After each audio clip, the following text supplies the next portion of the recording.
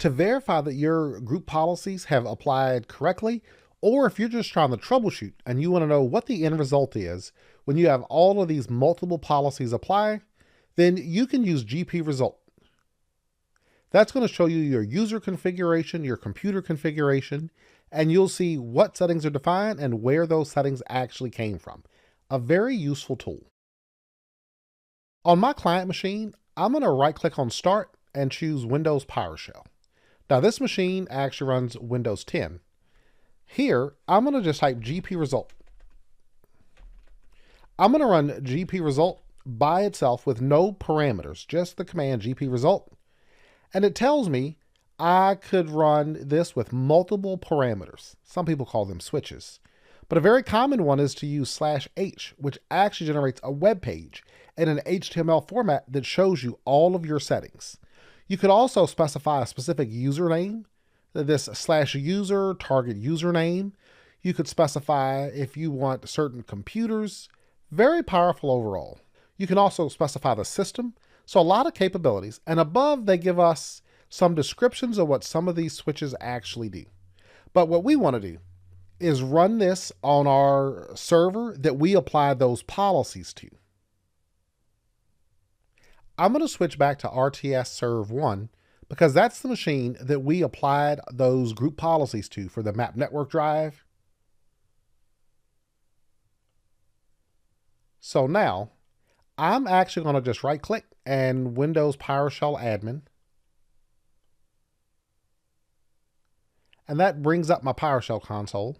I'm going to make this a little bigger. So I'm going to right click and go to properties.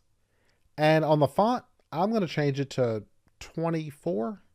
We'll see how that looks. That looks a little better, easier to see. I'm going to change my directory to point to my desktop. So I'm going to type set-location C users /S Johnson /desktop.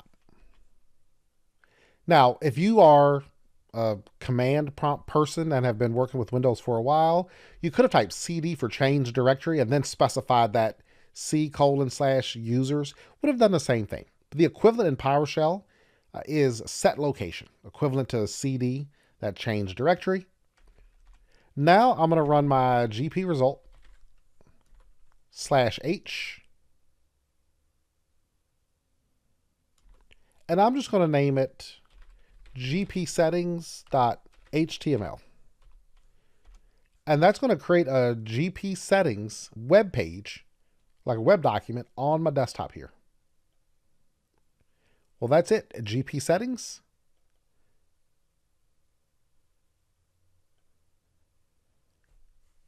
I'm going to click show all here at the top left. And I'm going to say maybe later this setup just so that box goes away.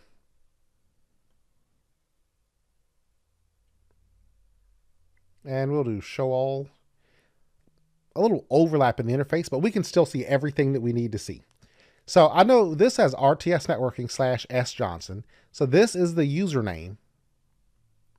This is my computer that I'm actually using, RTS-SVR1. I can see the last computer policy, the last user policy refresh interval. Neither had any errors detected. Then we get some information, basic info we already know. I can see the RTS Serve 1, the domain name, the site name. I can see the group memberships. For each component of group policy, for the security components, registry, the group policy infrastructure, we can see how many milliseconds that took to process, last time it processed. If anything was unsuccessful, I could go view event logs related to that. Now, there are some settings here that we have not explored that we don't really touch on in this course, but they are some group policy settings. By default, every user must have a minimum of a 7-character password. If you try to create a user in Active Directory with a blank password, you're going to get an error message telling you you do not meet the minimum requirements. So minimum password length is 7 characters, the default domain policy has that setting already defined. So that's not anything that I have defined. You install Active Directory, default domain policy automatically gets created and is automatically linked to the domain level. So we have all of these settings here for our password policy. We have some like certificate related settings. We're not really concerned with those, just default settings we always get. But if we scroll down a bit, I can see the applied GPO, so default domain policy applied. I can see the local GPO is under denied, and the reason is because it's empty. So you'll see here, reason denied, empty. If nothing's defined in it, then there's no point to process anything because there's literally nothing to process. Now this is the user configuration. That's where we defined our settings. So I can see for our S. Johnson user, I can see my user is a member of that, or not a member of, but in that sales users organizational unit. If we scroll down, I can see the policy, one of the policies that applied, Windows settings, folder redirection for the documents, and I can see the winning GPO, sales-redirect is the name of that GPO. That is the path //rts-dc1/sales data, then username /documents. And I can even see the setting is the basic setting, redirect everyone's folder to the same location. We talked about the advanced setting, let you choose a security group from Active Directory, and then you could say, if you are a member of this group, you get redirected to a certain location.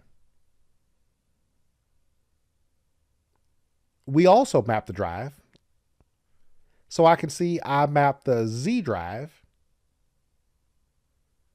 winning GPO, mapped drive is the name of that GPO. And not only does it just say you have a mapped drive, but it shows me all the settings. Z drive, the path the drive is mapped to, reconnect is enabled, so it'll reconnect at log on. The label, I just named it sales reports. So very powerful overall, very powerful. If you're troubleshooting anything related to group policy, well, my step one is to always reboot the machine that's having an issue. That seems to fix most problems in Microsoft. So reboot. If that does not work, I then run GP update, although rebooting does process all your group policies again, just out of an abundance of caution. I'll run GP update. If that does not solve the problem, then I'll run Gpresult and just start looking at the actual output this actually gives, because that is very detailed and goes a long way to help you troubleshoot any problems. One more useful tool is actually Event Viewer. I'm going to right click on my start button here and I'm going to go to Event Viewer. And I'm going to put this in full screen. I'm going to expand this Applications and Services logs. I'm going to expand Microsoft and Windows, and I get a long list of these Windows components. So these are log files for all Windows components. But if we scroll down to the G section, group policy is in the list. If I expand the group policy and this operational log, I have all of these entries that show up. So I can see when group policy will next be processed. If we're going to go down the list, I can see it was processed for S. Johnson and took 0 seconds to process. But if I look for something exciting, I can see we completed folder redirection processing.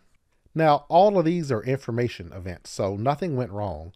But an example of how this works, I'm going to go here and I'm going to clear this entire log. I don't need to save it, so I'll just clear it. Now I have no events. I'm just going to type GP update in my PowerShell here. And it now says new events available. As soon as I refresh, just running GP update from my client gave me 64 new events. So that's very useful when you're troubleshooting to see if you have any errors, warnings, if anything could not be processed. And you can just kind of click through that list and look at various settings that show up. But here it said starting group policy drive map extensions, because we do have a map drive. List of applicable It's going to be a little difficult to scroll down. But list of applicable group policy objects. Map drive. That's the name of the GPO that had our map drive, so I can tell that applied. But I can also tell that no changes were detected from the last time this applied. So it actually, at this time, it did nothing. It says there's a policy that maps a drive. Oh, you already have that drive mapped, so it didn't like map the drive again. Now, for some reason, that drive had been unmapped and this processed, it would have mapped it again. So you can see all of these settings, if changes have been detected for any of the settings, and which policies have applied. So very useful overall. So GP update, GP result, and our event log for group policy all go hand in hand when troubleshooting.